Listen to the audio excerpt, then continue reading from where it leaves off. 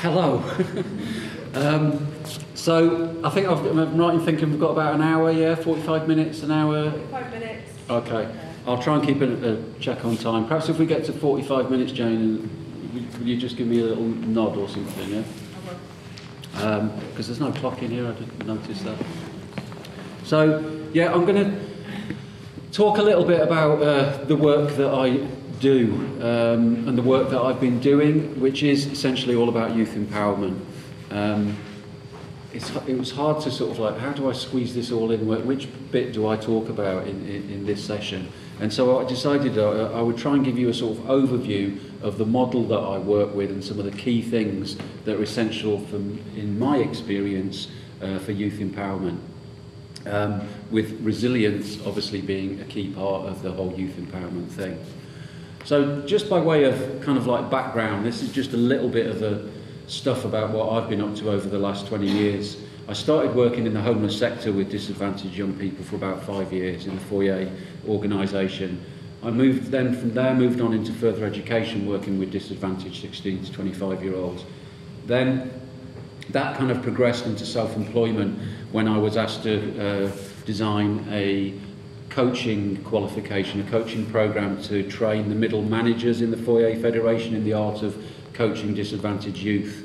And I really got into coaching because I'm a very experiential learner, and what I found with the coaching was it was kind of like, oh, this is what I discovered through the previous 10 years of how do I engage with these young people, how do I make a difference, how do I make an impact.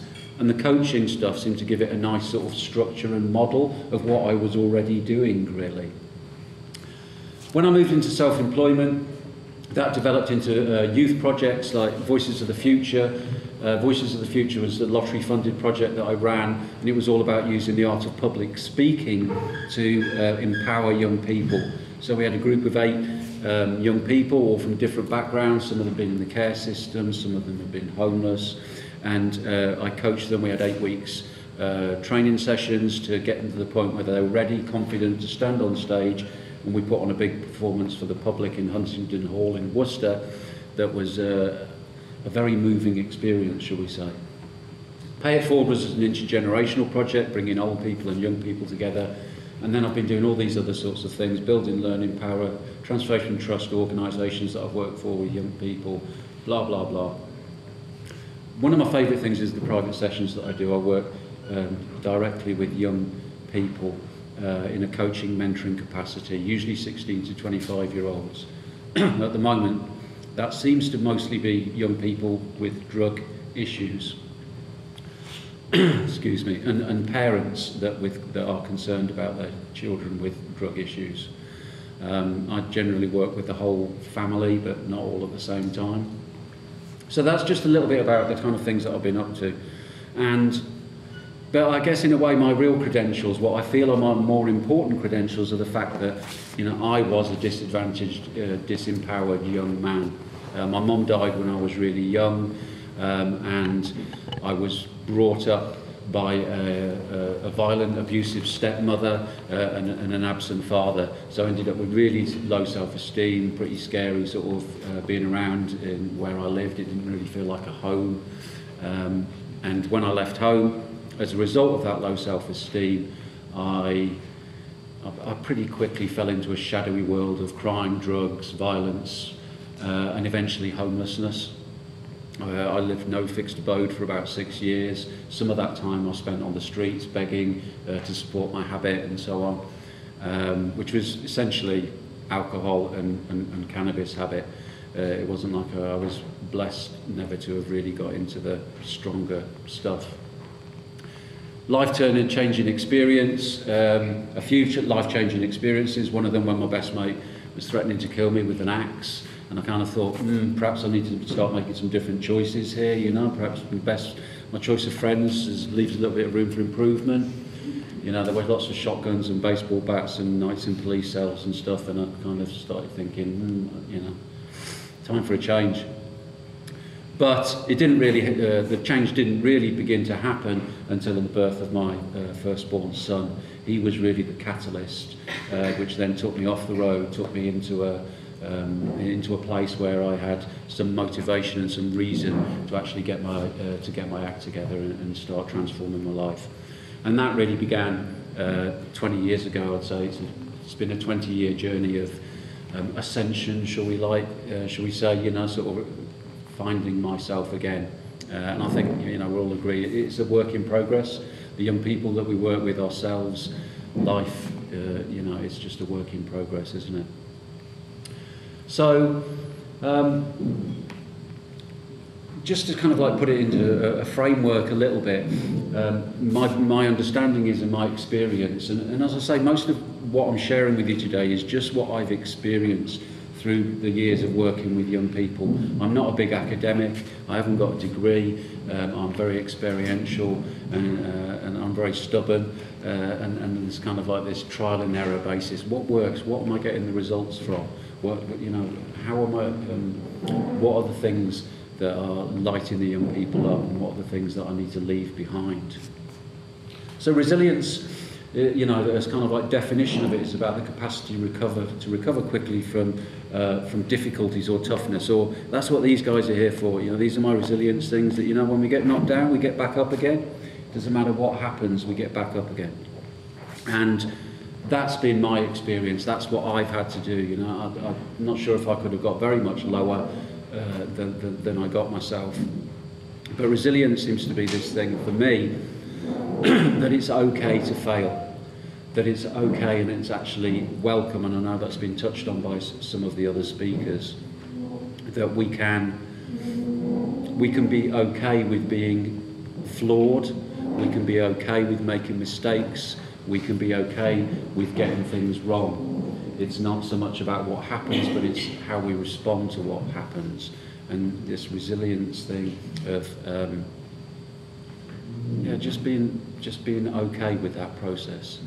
And that it doesn't mean that we're actually any less. It's kind of like this state of celebration that if I've failed at something, then I can congratulate myself because I have attempted something that is difficult. I have taken myself out of my comfort zone. So we'll dip in a little bit more about resilience, and the idea of empowerment, you know, the process of becoming stronger and more confident, especially in controlling one's life.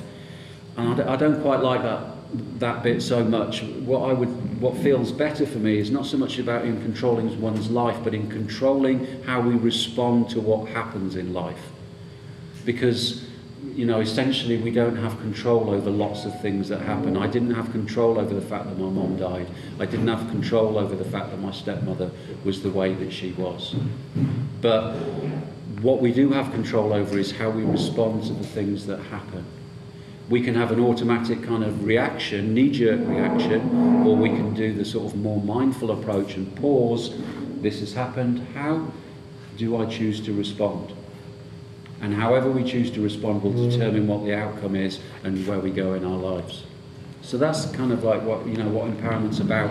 I don't believe that you can empower anybody without their consent. You know, you can support them and you can facilitate their journey to empowerment. But you know, you can lead a horse to water, but you can't make it drink.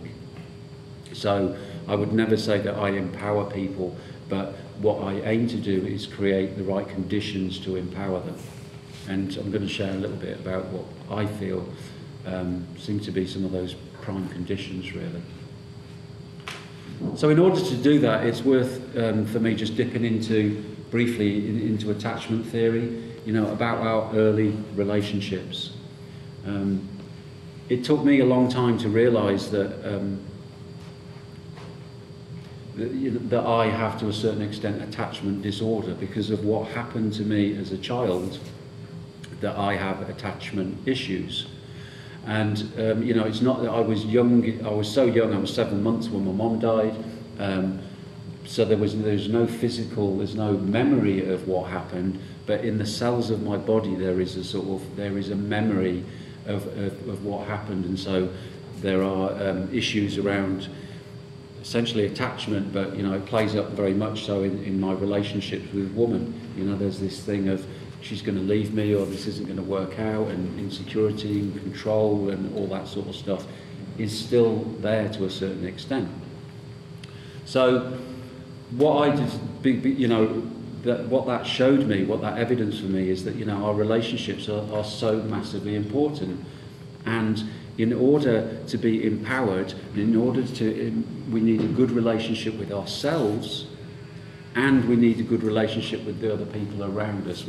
How do we form secure attachments with other people? I'm not sure, not everybody was in Mike's session, but I found, he mentioned the experiment that was done with rats, where because everybody wasn't here, I'll just mention it briefly, that, they put one rat in its own on a cage and gave it 2 bottles of water. One was laced with cocaine, the other one was laced with just water. And the rat on its own would always go to the cocaine-laced water until it killed itself. Now, they repeated the experiment with 2 bottles, one cocaine-laced, one normal, but they put it in a rat park, a rat heaven, where there are all sorts of toys and beautiful layout and wonderful things for the rats to do. And there were lots of friends. There were lots of other rats in there.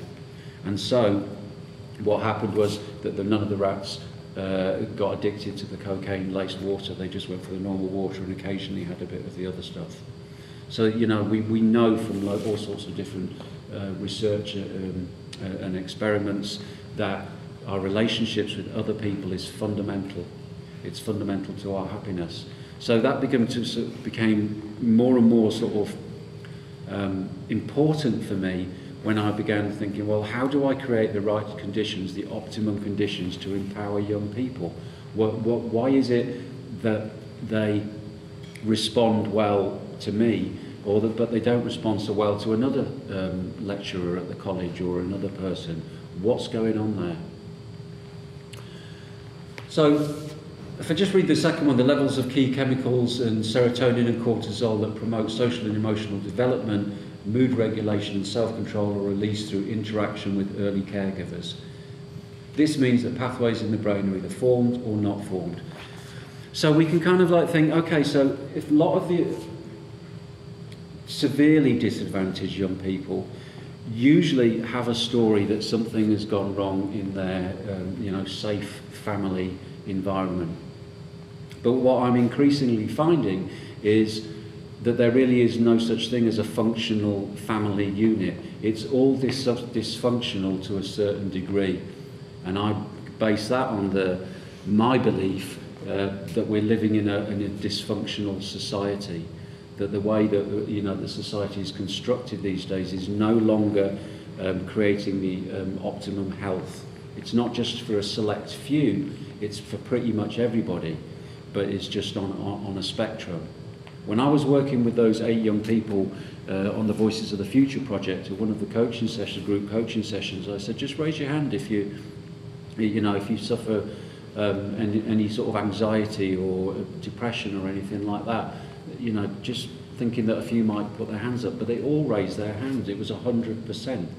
And they all had very different stories, some from very, normal, for want of a better word, middle class families with both parents and so on. So, it's not just a select few anymore, and there are all sorts of stuff which we haven't got time to go into of why that might be, that our early needs for secure attachment are no longer being met. So, attachment theory talks about these 10 different needs. The need for attention, acceptance, appreciation, encouragement, affection, respect, support, comfort, approval, and security.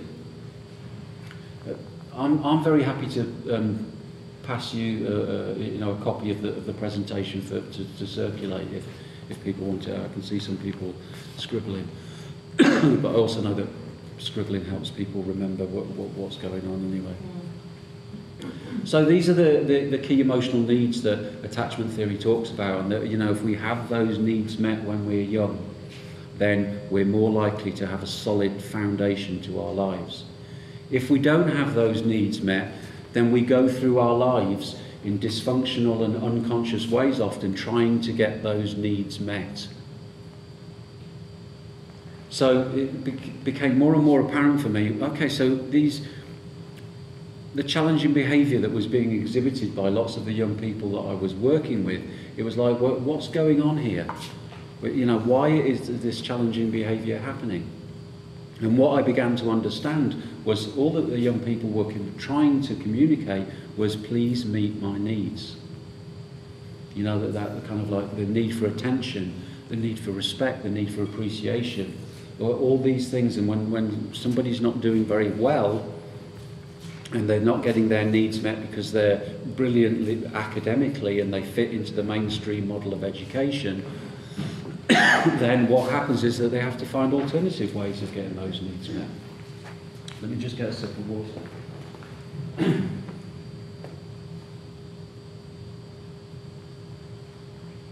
But you see, I had this experience for myself that I didn't have those needs met for myself. And I was kind of like coping, and I was finding my way through life. So if I could do it, if it were, you know, if I could still function okay, I'd gone down into this really dark place, but I'd come back up again. You know, what was it that made the difference between people like me and people that perhaps never seemed to be able to get out of that place? And what I found was that there was this kind of like, as well as the birth of my son, there was this other key factor that changed things for me, and that was a counsellor. And the way that he was with me meant that all of a sudden I had a massive amount of those needs met. I need some more water. I've got the old frog in the throat.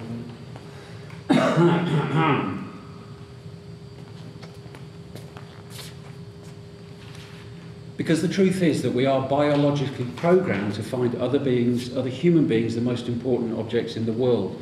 So this idea of having needs is, it can be seen as negative, but it can be seen as positive as well, because it's actually what brings us together. It's what actually connects us with other human beings. If we could meet all our needs totally by ourselves, we wouldn't have the need to interact with other people, would we? So there's this kind of like fine line where I need to meet my own needs, and I need my needs met by other people as well. And when we're children, we just need them to be met. You know, we're not conscious of that. So we're looking externally to have those needs met by others.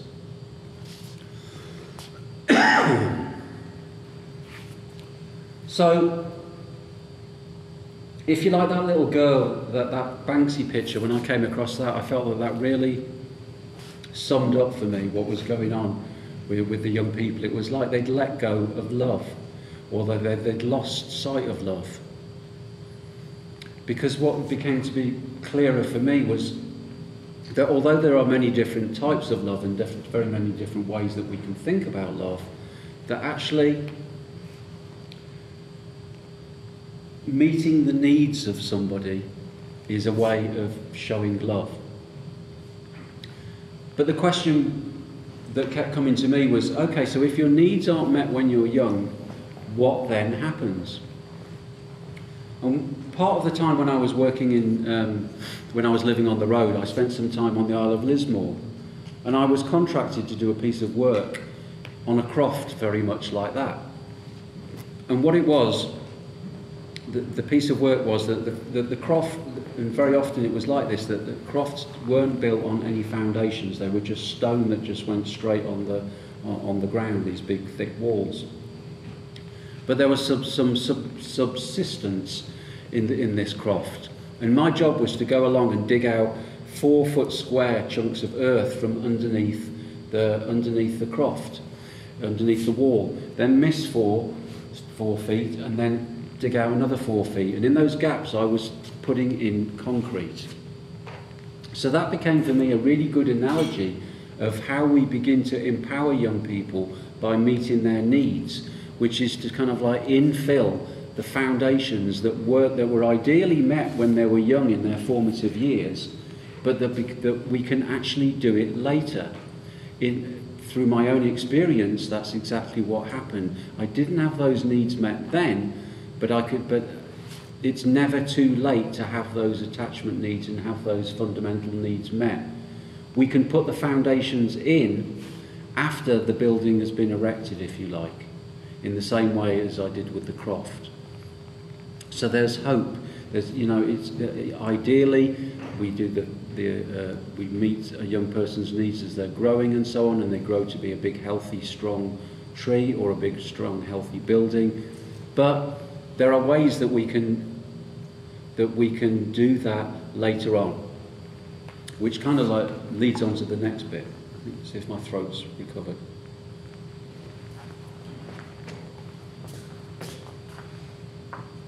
I mean, in my experience, Maslow's hierarchy of needs, people are pretty familiar with this. And I think sometimes it's seen a little bit too sort of rigid, that it's a bit straight and it's kind of like, it's, you know, that you have to do one and then you move up to the next and then you move up to the next. The physiological needs seem to be fundamental. That when we're working with young people, you know, if they're not in this kind of safe environment, if they haven't got a roof over their head, then things are going to be all over the place, and they're not going to be in the right state to be empowered, or for you to create the conditions for them to be empowered. It was one of the realizations that happened to me very early on in my counselling sessions when I was still living on the road. It was this realization: I need to move into a house. I need somewhere safe, I need somewhere secure where I can start doing the work that I need to do on myself if I'm going to empower myself. But until those initial needs are met, it's difficult to move into the sort of safety and love and belonging and meeting those other more complex needs, and which the young person can begin to meet for themselves as well. Mike talked about this in a lot better than I'm going to. He went into a lot more detail. But the interesting thing is that medical research shows that under stress and anxiety, there's significant blood flow away from the neocortex, where higher order thinking takes place, towards the brainstem, the centre for fight or flight responses. So it began to be really clear to me that unless a young person feels safe, unless they feel valued, unless they feel respected, unless they've got those physiological needs met, then the brain isn't wired up correctly for them to learn and then to begin to develop their esteem themselves through success and achieving things. And that was my experience myself when I came across this piece of research. It was, you know, it kind of knocked me off my feet, because although I'd not been a challenging student at school, I struggled all the way through because I couldn't retain information. When I was going through the education system, it was all about exams, and you had to remember stuff. And I spent hours and hours and hours and hours revising, trying to remember stuff, but I couldn't. And well, at the same time, you know, my dad saying, well, you're very intelligent and you should be getting really good marks and you should be doing this. But I just couldn't retain the information. And that was because I was in fight and flight state the whole time, because I never knew when my stepmom was going to erupt again. So we had, through meeting the needs of a young person, through meeting their attachment needs, we begin to create those safe environment through their emotional needs. But it's this thing that the emotions, the brain, it's all interconnected.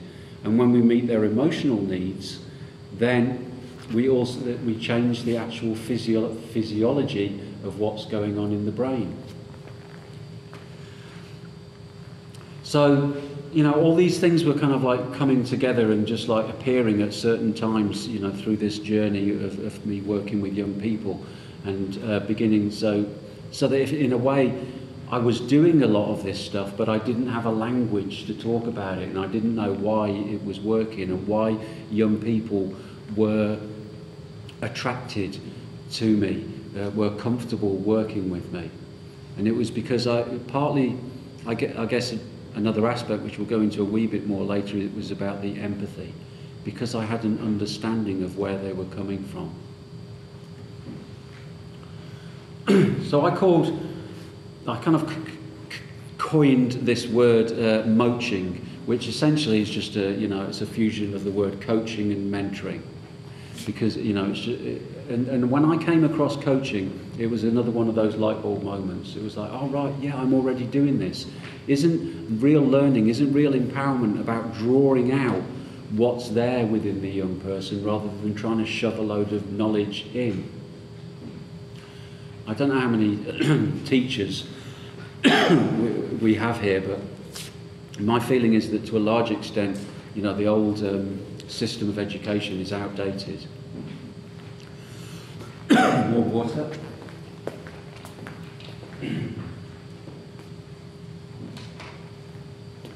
If we want knowledge, we Google it these days, don't we? We've gone is that time when we have to learn a load of information just in case we might need a few bits of it later on. It's great to hear about what's going on here at the school, because this learning village, it's called a learning village, isn't it? It sounds a lot more like where we need to be headed, and that that young people will respond a lot better in this kind of environment. So the Moche model is very simple, but the reason that I really got into it was because it gave a framework for what I was already doing and what I was experiencing as being terribly empowering for young people. So Moche coaching talks about how we build rapport. There are 4 basic aspects of Moche: asking questions, listening, and giving feedback, or which I never quite understand why it was called feedback, because it's all about feeding forward, really, helping the young person move forward, really. So we'll go into a little bit more detail on those 4 different aspects, which are key to empowering young people and building resilience. So this little phrase at the top here, they shouldn't have both popped up at the same time, really. But so just look at the top one. It's not just about what you do, but where that doing arises from.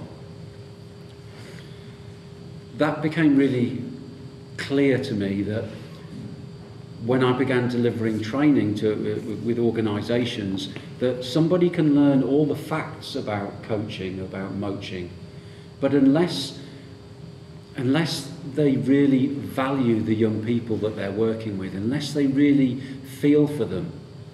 And I guess what I'm talking about here really is, unless that doing arises from the heart, it will have a completely different impact than somebody just going through the motions. They can do exactly the same thing, but it depends on where that doing arises from that will make the significant difference of how empowered that young person is. Because what we're aiming for is that our doing is infused with love, or if you like, for the sake of this presentation, those 10 attachment needs. That is the foundation that all the doing arises from. Where, often it's the other way around, and we get all mechanical and in our heads about the details of what sort of questions do we ask, and do we ask closed ones, and do we ask. There are all these different kinds of categories of questions, but as long as the question arises from a love and from a deep respect and care for the being of the well-being of the young person, then there's something. Spiritual's the only word that I can use, really. There is something else that happens. So. Yeah, it just seems to me that perhaps we can define love as meeting those needs. Isn't that what we do? If you think of somebody that you love, your partner, your child, a parent, a friend, is your intention not to be those things when you're with them? Is that not the kind of person that you want to be?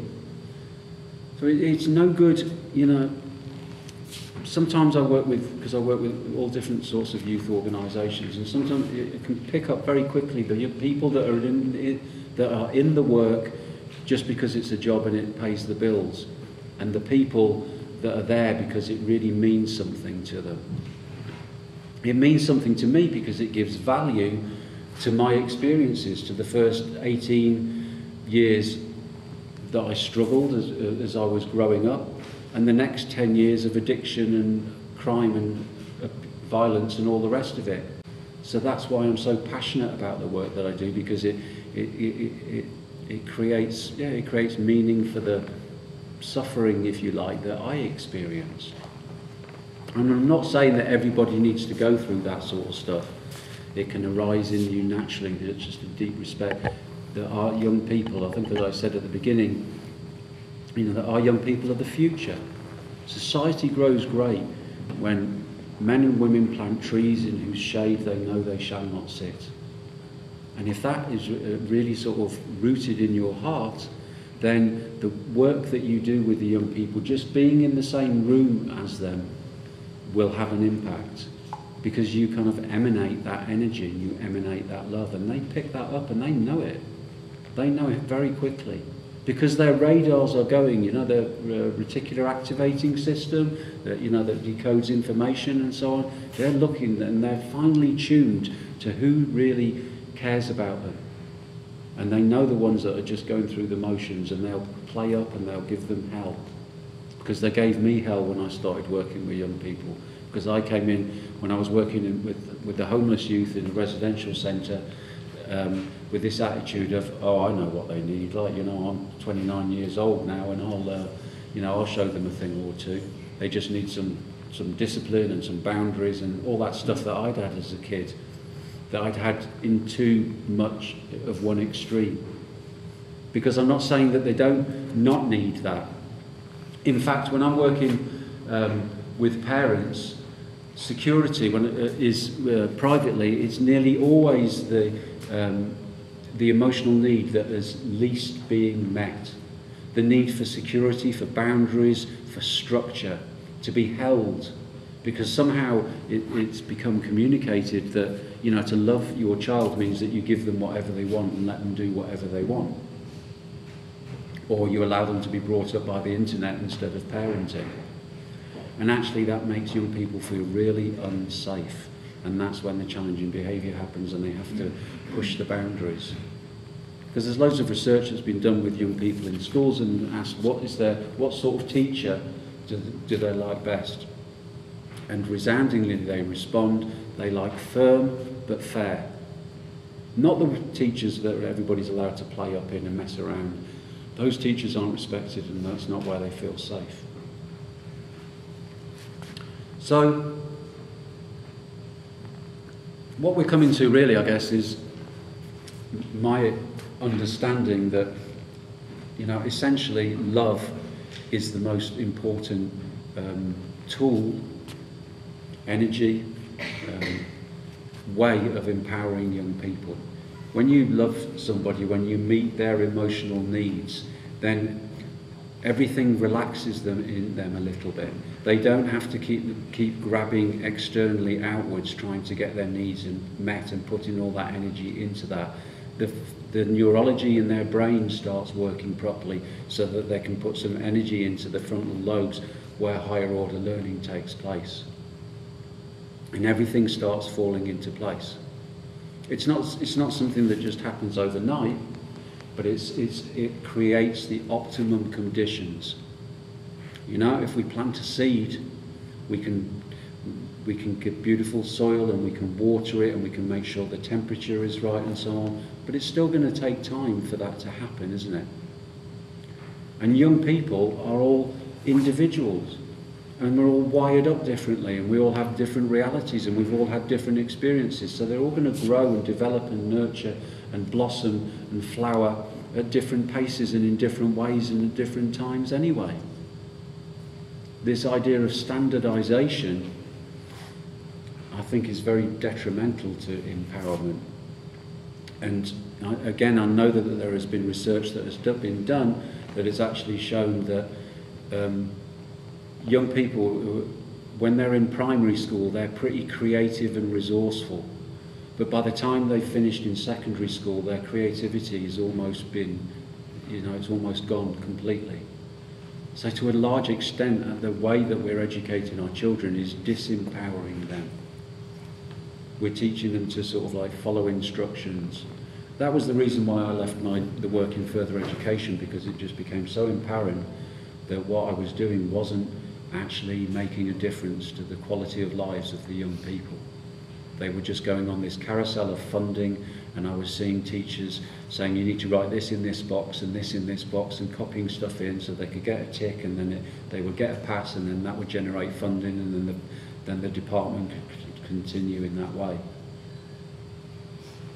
And my values kind of said, Miguel, is this really what you want to be doing? You know, does this make you feel good? And eventually, you know, I with that invitation to create that coaching qualification, I left. I probably wouldn't have left if I'd have known how difficult it was going to be and how challenging that was, but it just wasn't comfortable doing what I was doing anymore. Do I go for the secure, safe, oh well, as a regular paycheck, or do I do something that nourishes me and that makes me feel there's a point in me getting up in the morning?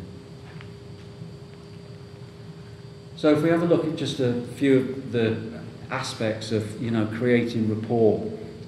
We need to create rapport to create the right conditions to be able to empower the young people. What I'm talking about is things like congruence, which I think is really important.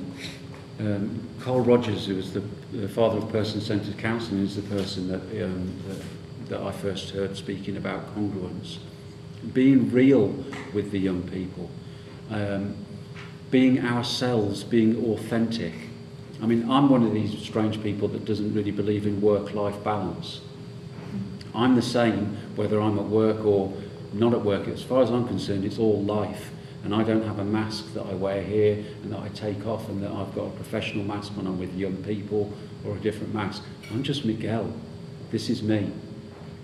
And I don't really believe in, you know, the old sort of way of working with young people where, you know, well, it's all private in my life and who I am, and there's this sort of, you know, screen, and I just need to ask you loads of questions and find out everything about you, but you know, you can't know anything about me, because I don't believe it works like that. I want to be real, and I want to be myself, and I want to be authentic. And of course, you know, there are professional boundaries and ethics and all that stuff as well. Being empathic, you know, really feeling what it's like to be inside the world of that young person.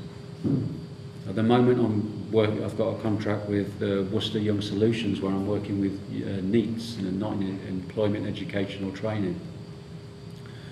And it's just heartbreaking. It's heartbreaking to see, you know, hear the stories. I've got a caseload of about 10 at the moment. That's something that I do part-time. And, you know, story after story is just so sad. There is so much drug addiction, there is so much self-harming, there are so many, just some of the homes that I go into, you know, they're kind of, what is going on here? How can you live in this way? There is such a lack of parenting, and particularly fathers. Where have all the dads gone, you know? Where are all the men? What's happening to our boys when they don't have role models? Whatever happened to our initiation? How do we show our boys how to be men? So they just find their own ways of initiation through drug taking or joining gangs, these, you know, dysfunctional ways of having their needs met. And who can blame them? If there's nothing better offered, they will sort it out for themselves. There's a great African proverb that says, if we don't initiate the boys, they will burn down the village. If we don't initiate the boys, they will burn down the village. Because they don't know what to do with that masculine energy. It's not channeled. And our boys are burning down the village. There's all this crime, there are drugs, there is so many issues, it's not safe. And they're burning themselves down at the same time. I'm going to whiz along a little bit because I've just had my 10-minute warning. So some other aspects of building rapport. Unconditional positive regard, which is, again, a slightly more professional way of just saying love, really. Love. Meeting their emotional needs, showing interest, prizing and accepting, being open. all the sort of body language stuff. Apologising, you know, it's just really important to me. If I get it wrong, just saying I've messed up there, I'm sorry, you know, because I don't believe that we learn resilience. We can't, you know, as one of the other presenters said, you know, we can't drink a glass of it. The prime way of learning resilience is through modelling it, and the prime way of learning everything, in my experience, is through modelling. I need to be the change that I want the young people to be themselves. And that means 24/7, not just switching it on and switching it on, because then that's not congruent and the young person picks that up.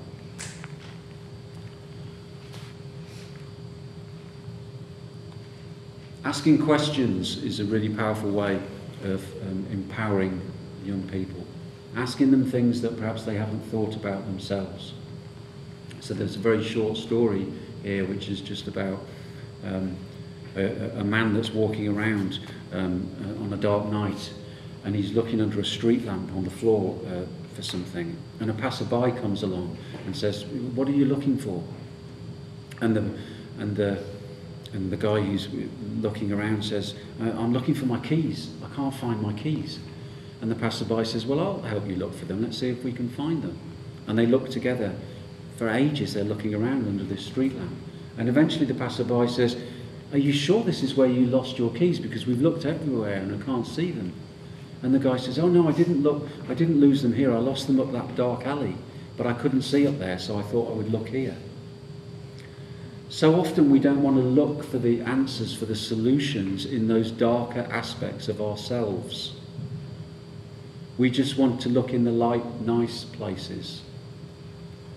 But when we create that rapport and we create that safe environment, young people are more comfortable to answer those questions and to probe those areas that your questions begin to shine a light on. So the art of asking questions can be tremendously empowering. Listening, of course, the quality of our listening it's my number one thing really. If we are to empower young people, is that we need to listen to them, because something magical happens in the quality of our listening with young people. The deeper the quality, the more meditative it is, the more somebody else's thinking can unravel itself. Like I experienced with that counsellor when I was homeless on the streets. With these light bulb moments just happened because I was so ripe for change, and he just created that right environment by holding me in that loving space. And listening with empathy, not just, empathy is a really beautiful thing. And I'm not going to read the whole quote because I'm running out of time. And giving feedback. Sometimes we we get scared to say to young people, what our reflection is, what our perspective is on something. It's important that we do that. Sometimes there's a little bit of resistance in us, or they're going to take this the wrong way. But it's back to that, it's not what you do, it's where that doing arises from. If your intention in the feedback you give is for the best for that young person, and it arises from a place of love within you, they will be able to handle some criticism. I mean, I was speaking to a parent the other day. I work with her son through Skype. He's in London, and he's a kind of like functioning addict. But his mum was just in such a flap, and she was creating a lot of problems. And I actually said to her in one of the sessions, I said, "Are you aware that there are lots of issues here that there's lots of your triggers that are being triggered by what's going on with your son, and that's exacerbating the situation?" She said to me in the next session, she said, "I was indignant when you gave me that feedback, when you said that to me. But then I reflected on it and I thought about it," and she booked herself on some CBT sessions, and she said it's been probably the most important feedback that I've ever been given. Because we have to be honest, we have to be real with people. So, just come back to this. In conclusion, facilitating youth empowerment and resilience, all about love as far as I'm concerned. I know it's kind of a bit of a whistle-stop tour and it's kind of simplified, but perhaps sometimes we just overcomplicate stuff. You know, I mean, if we go back to all the spiritual texts, if you like, what the Buddha said, what Jesus said, what Lao Tse said, it all comes down to love. Everything comes back to it. But we have to understand what is love. And there's a kind of little bit of a caveat in that we can only love ourselves, we can only love others to the extent that we love ourselves. You know, there are a lot of very well-meaning youth professionals who avoid their own darkness, if you like, and their own stuff and their own lack of self-esteem by, I'm putting all my energy over here so that I don't have to face my own stuff. The two have to be done hand in hand, because then when we polish our own inner mirror and go to those dark places within ourselves and heal our own wounds and make sure our own needs are being met, then the energy flows through us more sweetly, and we have a deeper impact on the young people that we come into contact with. There are always two paths, or there is always the twin trails. One path leads inside us to do our own inner work, to do our own inner transformation and healing. The other path goes out into the world and how we show up in the world. And the two inform the other. The more I heal myself, the cleaner the energy is, and the better, more of a difference I can make in the world. And the more of a difference that I make in the world, and the more my needs are met to connect and to serve and to honour other human beings and the planet, then that also facilitates my own inner healing journey. So the two are woven together. So, I think that's about it. There's 5 minutes of battery left, by the way. I've got another one right here. But this slide is not going to last 5 minutes, so I'll just run through it really quickly because it's kind of my little marketing-y bit. All right. The bit at the bottom is my story that I wrote. It's called Life Lessons for Overcoming Adversity. It's called Stepping Stones in the Mist. The subheading is Life Lessons for Overcoming Adversity, because at the end of each chapter, it's an autobiography, and at the end of each chapter there are the life lessons. I distill some of the life lessons that life gifted me through the challenges that I went through. It begins when I was 18. I didn't want it to be about what happened when I was a kid. I wanted it to be about when life began to empower me, and when the choices that I made would determine what my future would be. It was also an experiment in vulnerability. The most common feedback is, apart from, of course, I couldn't put it down, is always, you're extremely honest, and they're a bit shocked. And that was my intention, because I believe that when we are vulnerable and when we reveal all of who we are and the mistakes that we've made and the things that perhaps I'm pretty ashamed of and the things that I wish I'd done differently, it gives other people permission to have made mistakes and to be flawed as well. Because that's what it is to be human. We're all flawed. We've all done crazy things. And the other feedback that I get all the time from it is I could so relate to it. And that's been fascinating for me, because it's given me that information that actually we're all leading different versions of the same story. We all have the same emotions triggered by different events, whether it's bereavement or death or illness or homelessness or addiction or whatever it is. We are all experiencing the same pain, we all experience the same joy. There are just different triggers that happen in life. So the book is one of empowerment, and it's to inspire and just basically say there's nothing special about me, but if I could get from where I was there to where I am now, who says that you can't? I've had quite a few young people say I don't read books, and I've got them to read the first bit, and they've said that's the first book I've ever read, and I really enjoyed it. So that's a little plug on the book. I do privately one-to-one coaching sessions, face-to-face or online via Skype. I prefer face-to-face, obviously, but Skype actually works really well, and particularly with young people, because they're so sort of comfortable with the whole sort of computer thing.